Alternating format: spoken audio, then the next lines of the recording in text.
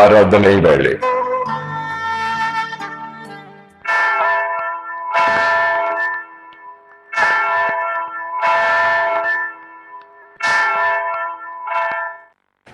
இறைமகன் இயேசு கிறிஸ்துவின் இணையற்ற நாமத்தில் இந்த ஆராதனை வேளை சிறப்பு நிகழ்ச்சிக்கு உங்கள் யாவரையும் வாழ்த்தி வரவேற்கிறோம். கிறிஸ்துவுக்குள் அன்பானவர்களே, இந்த நல்ல நாளிலே ஆண்டவராகிய இயேசு கிறிஸ்து நாமத்திலே உங்களை அன்போடு வாழ்த்தி நாங்கள் ஆசீர்வதிக்கிறோம்.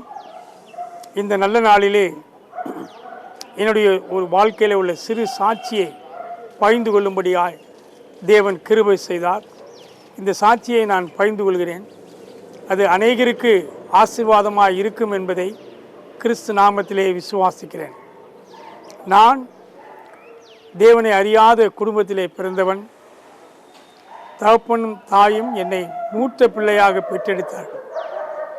அப்படிப்பட்ட வாழ்க்கையில் ஆண்டவரை அறியாமல், கடவுளை அறியாமல் என் இஷ்டம் போல சிநேகிதர்களோடு சேர்ந்து வாழ்ந்து கொண்டிருந்தேன். அந்த நாட்களில் என் தகப்பன் இவனுக்கு திருமணம் செய்து வைத்தால் இவன் வாழ்க்கையில் சரியாகி விடுவான் என்று சொல்லி எல்லாரும் சொல்லுகிறபடி எனக்கு ஒரு திருமணத்தையும் என் தகப்பன் செய்து வைத்தார். நல்ல ஒரு பெண்ணை பார்த்து திருமணமானது. எங்களுக்கும் கடவுளின் கிருபையாலே 2 பிள்ளைகள் பிறந்தது. ஆனால் வாழ்க்கையில் உண்மையான சந்தோஷம் இல்லை, சமாதானம் இல்லாமல் இருந்தேன். அந்த சூழ்நிலை தான் நான் மதுரையில் ஒரு நல்ல கம்பெனியிலே வேலை செய்து கொண்டிருக்கும்போது என்னுடைய அருமையான நண்பர், ஆண்டவரை பற்றி அறிந்து கொள், அவர் உன் வாழ்க்கையில் உனக்கு எல்லா நன்மையும் ஆசீர்வாதத்தையும் தருவார் என்று என்னை ஒரு பெரிய கன்வென்ஷன் கூட்டத்திற்கு அழைத்து சென்றார். அங்கே ஆண்டவராக இயேசு கிறிஸ்துவை அறிந்து கொண்டேன், ஏற்றுக்கொண்டேன்.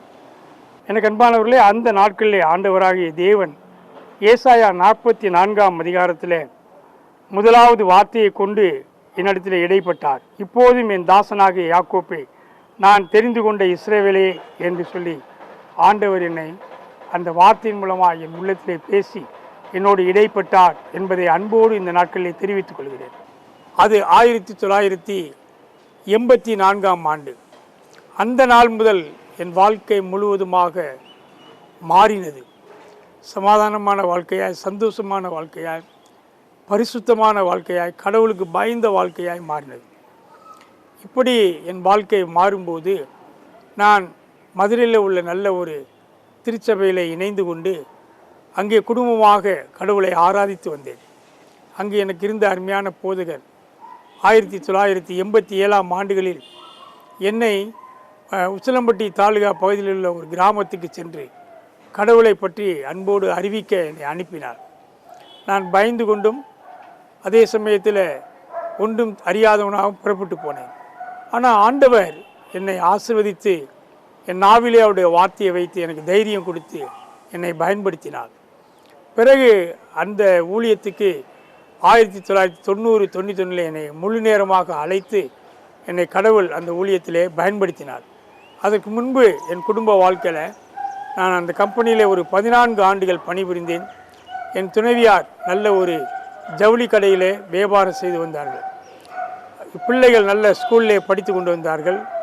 அப்படிப்பட்ட சூழ்நிலையை கடவுள் அழைத்தனாலே எல்லாவற்றையும் விட்டுவிட்டு நான் அந்த கிராமத்துக்கே குடி புகுந்து ஊழியம் செய்ய ஆரம்பித்தேன்.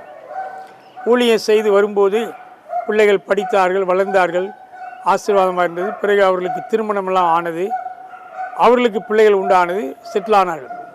கடவுளின் கிருபையாலே ஒரு சபை ஆரம்பித்த நாங்கள் ஒவ்வொரு சபையாக மாறி 7 இடங்களில் திருச்சபைகளை ஸ்தாபிக்க கடவுள் எங்களுக்கு உதவி செய்தார். அது மட்டுமில்லை, அநேகர் கடவுளை ஏற்றுக்கொண்டு அவர்களும் இந்த ஊழியத்திலே வந்து பங்கு பெறும்படியாய் தேவன் ஆசீர்வதித்தார். இப்படிப்பட்ட காலங்களில் சபைகளிலே ஒரு வருஷம் மழையே இல்லாமல் போனது. அந்த நாட்களிலே விவசாயம் இல்லாத கிராமமாக இருந்தது, மிகுந்த பஞ்சம். அந்த நாட்களிலே மக்கள், சபை மக்கள்லாம் வந்து எங்களோடு கூட இணைந்து உபவாசித்து ஜெபித்தோம். தேவன் நல்ல மழையை தந்தார். மழை தந்து கம்மாய்கள் பெரியது, செழிப்பு உண்டானது, எல்லா வறுமைகளும் மாறினது.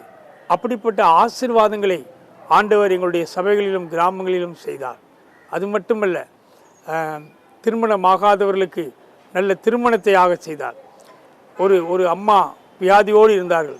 அவர்கள் மருத்துவ பரிசோதனைக்கு அனுப்பினோம். அவர்கள் பேர் சமாதானம். அவர்களுக்கு கேன்சர் என்று டாக்டர் சொல்லிவிட்டார்கள். அவர்களுக்கு 3 பிள்ளைகள், 2 மகன் 1 மகள். அந்த சூழ்நிலையை கண்ணீர் விட்டார்கள். நாங்கள் ஆண்டவருடைய அன்பை பற்றி சொல்லி அவர்களுக்கு நல்ல மருத்துவ உதவிகளாம் கிடைத்தது. அவர்கள் மீண்டும் பிழைத்து 3 பிள்ளைகளுக்கு திருமணமாகி 3 பிள்ளைகளுடைய பேர பிள்ளைகளையும் கண்டு இப்போதான் சமீபத்திலே கர்த்தருக்குள் மரித்தார்கள். இப்படிப்பட்ட மரண வியாதியிலே கூட அவர் சுகமாக்குனது எங்கள் ஊழியத்திலே உண்டு. அது மட்டுமல்ல, முரட்டுத்தனமாக வாழ்ந்த ஒரு மனிதன் ஆண்டவராக இயேசு கிறிஸ்துவை எங்கள் சபையில் ஏற்றுக்கொண்டு அவர் வாழ்க்கை மாறி இன்றைக்கு அவர் ஒரு நல்ல மனிதனாக, சமாதானமுள்ள மனிதனாக, உண்மை உள்ள மனிதனாக மாற கடவுள் உதவி செய்தார். இப்படி அநேக அற்புதங்கள், அதிசயங்கள் எங்கள் ஊழியத்திலே நடந்திருக்கிறது. எனவே இயேசு கிறிஸ்து அப்படிப்பட்ட காரியங்களை செய்தார் என்பதை நாங்கள் அன்போடு சொல்லிக்கொள்கிறோம். இன்னும் நிறைய காரியங்கள் உண்டு. அதை பற்றி சொல்வதற்கு சமயம் போதாது. அது மட்டுமல்ல, குடும்ப வாழ்க்கையிலும் எனக்கு ஆசீர்வாதங்களை கொடுத்தார். சபை காரியங்களிலும் எனக்கு ஆசீர்வாதங்களை கொடுத்தார்.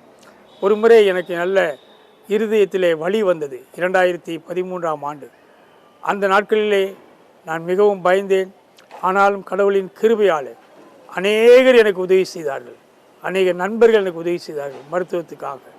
என்னை கடவுள் ஓப்பனார் சர்ஜரி, பைபாஸ் என்று சொல்லி பார்க்குற அந்த ஆப்ரேஷன் முடிந்து சுகத்தோடு பலத்தோடு இந்த 12 ஆண்டுகள் அவருடைய ஊழியத்தை செய்து வருகிறேன். எனவே கர்த்தர் எனக்கு மரண தருவாயிலும் மீண்டும் ஒரு ஜீவனை எனக்கு கொடுத்தார். அந்த நாளிலே நான் பட்ட கஷ்டங்கள் அநேகம். ஆண்டவர் எல்லா கஷ்டத்தையும் மாற்றினார். எல்லா பணத்தேவைகளையும் சந்தித்தார். இன்றைக்கும் ஆண்டவர் நல்லவர் என்பதையும் அவர் அதிசயங்களை செய்கிறார் என்பதையும் நான் அறிந்து சாட்சியாக சொல்ல முடியும். அது மாத்திரமல்ல, திருமணமான பிள்ளைகளுக்கு, என் மகளுக்கு அநேக ஆண்டுகள் குழந்தை இல்லாமல் இருந்தது. கண்ணீரோடு ஜெபித்தோம். கர்த்தர் 1 குழந்தை இல்லை, 2 குழந்தை இல்லை, 3 பிள்ளைகளை கொடுத்தார். பிள்ளை பாக்கியங்களை கொடுக்கிற தேவன் நல்ல தேவன் இல்லையா? மகனுக்கும் நல்ல வாழ்க்கையை கொடுத்தார். இப்படியாக தேவன் எங்கள் கிராமங்களிலே அநேக காரியங்களை செய்தார். அநேக நல்ல காரியங்களை செய்தார்.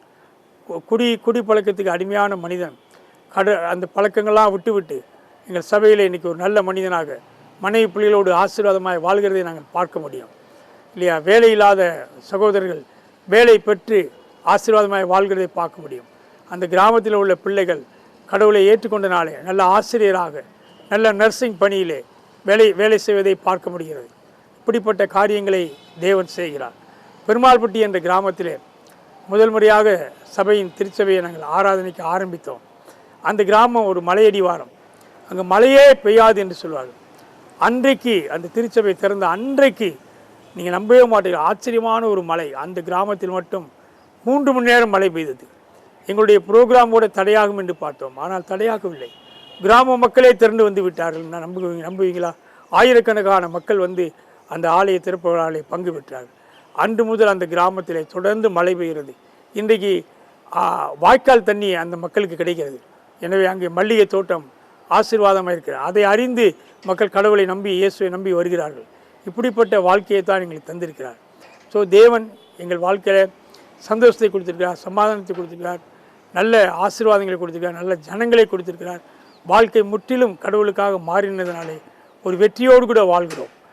2021ஆம் ஆண்டு தான் என்னுடைய துணைவியார் கர்த்தருக்குள் மரித்தார்கள். சிறிது கவலைகள் இருந்தது. ஆனாலும் கர்த்தர் அதையும் மாற்றி இன்றைக்கு பிள்ளைகள் வெகு தூரத்தில் இருந்தாலும், பிள்ளைகள் ஒரு மகள் வெளிநாட்டில் இருந்தாலும், ஒரு மகன் வெளி மாநிலத்தில் இருந்தாலும், நானோ கர்த்தருக்காக பணியாற்றி கொண்டிருக்கிறேன். கடவுள் என்னோடு கூட எனக்கு அநேக நண்பர்களை கொடுத்திருக்கிறார்கள், அநேக சிநேகிதரை கொடுத்திருக்கிறார். அதன் மூலமாக என்னுடைய திருச்சபை பணியை நிறைவேற்றி வருகிறேன். தொடர்ந்து நிறைவேற்றிக் கொள்ள எனக்காக ஜெபித்துக் கொள்ளுங்கள். நானும் உங்களுக்காக ஜெபித்துக் கொள்கிறேன். இந்த அருமையான சாட்சியை பகிர்ந்து கொள்ள தேவன் தந்த கிருபைக்காக நன்றி கூறுகிறேன். என்னுடைய வாழ்க்கையில் நடந்த காரியங்கள் அநேகம் உண்டு, ஆனால் சமயம் இல்லை. அதனால் சுருக்கி நான் இதை முடித்துக் கொள்கிறேன். இந்த சாட்சியின் மூலமாய் உங்களுடைய வாழ்க்கையிலே ஆசீர்வாதம் உண்டாகட்டும். இந்த சாட்சியின் மூலமாய் நம் ஆண்டவரின் நாமம் மகிமையடையட்டும் என்பதை அன்போடு தெரியப்படுத்திக் கொள்கிறேன். ஜெபிப்போமா? நல்ல ஆண்டவரே, உம்மை துதிக்கிறோம். இந்த காலை வேலைக்காக நன்றி செலுத்துகிறோம்.